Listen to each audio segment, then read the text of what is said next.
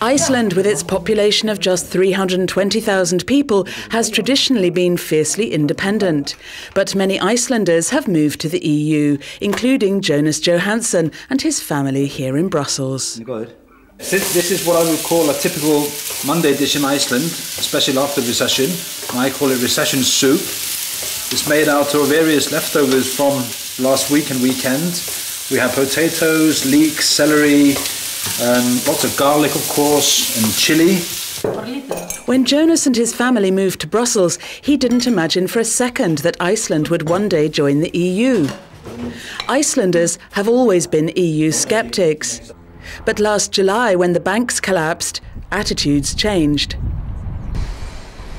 Iceland has now started the process of negotiating an accession treaty to join the EU and could well become the 28th member state of the Union.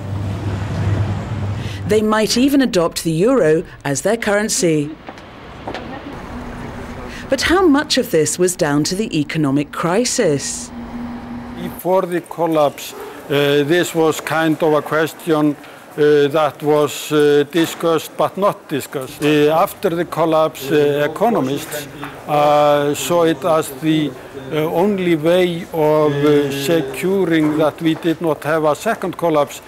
We have been trying to have our own currency for 70, 80 years, and it has been a failed experiment. So now the experiment with the Icelandic krona is over, in my view. The Icelandic finance minister says, however, adopting the euro isn't necessarily the answer. Having our own currency and the adaptability and flexibility that gives us is very important, and it's actually proving itself now, where the krona has devalued, which is giving the export industries a strong advantage, which they are making very good use of. This applies to the fishing industry, to the competitive industries, and not least to the tourism that has been thriving in the midst of the crisis.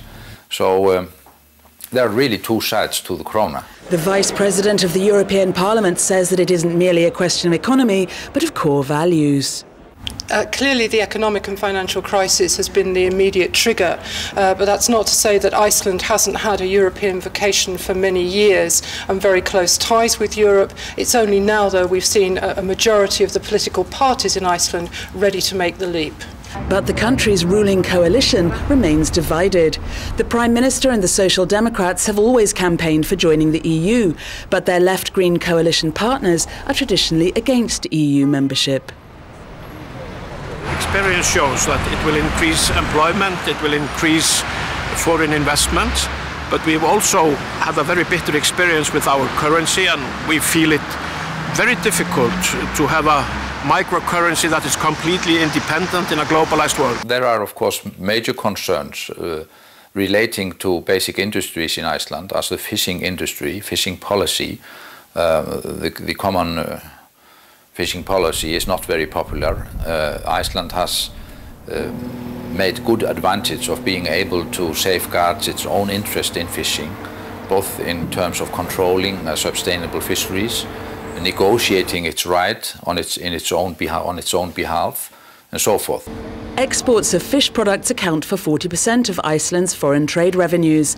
It is Iceland's largest and most profitable industry, and fishermen are unlikely to relinquish control of it without a fight. Well, our federation has maintained for many years that by joining the European Union, we would definitely lose control over one of our most important resources. And furthermore, I mean, the legislative powers would shift from Iceland to Brussels. Once you've lost control, you can't tell what's going to happen. Rolf Arnarsson sees things from a different perspective. He specialises in producing cod liver, and business is booming thanks to the EU regulations.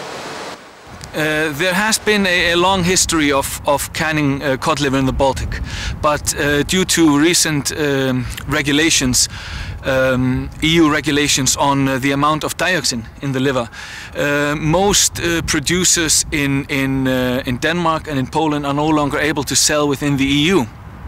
And this means that the demand for liver has of course increased, and which means that canning in Iceland has considerably grown. Fisheries promises to be the most difficult part of Iceland's accession negotiations.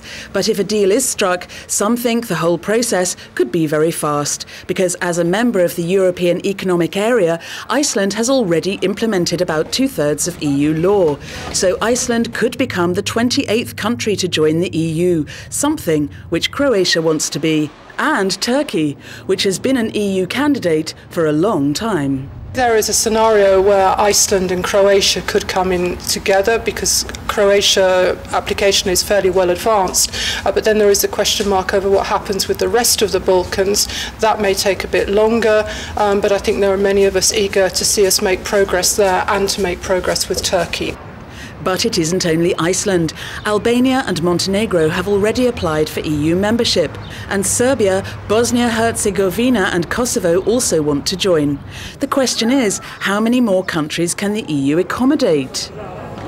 I think Turkey and Georgia and Ukraine, they are good neighbors, and we should have a very good neighborhood policy which deserves the name, to make links and bridges wherever it is possible, but not to put them in the structures of the union, because we are really not capable to run the union any longer. To join or not to join? In Iceland, that is the question. And everybody is talking about it. My main fear is losing our independence. No. Because I am a farmer, and I don't want to have milk from other countries or meat or something like that. I just want to make it myself in Iceland. Our tiny currency has been a huge problem for running a small business, so that's the main reason that I would be very happy if we joined the EU. I think we would get lost. A very small country inside a very big union, and I think the voting of the people of Iceland would have a very little weight. I think it's a good idea, because then we will have the euro. I see it as a really good base for the currency, so we can reduce the currency fluctuations. But also I'm really afraid about the fishing policies. Being a member of the European Economic Area, Icelanders already enjoy many of the rights of EU citizens. But tackling the reluctance of some of them to join the EU won't be an easy task. It will be a crucial one, however, because the government has already promised to call a decisive referendum on EU membership.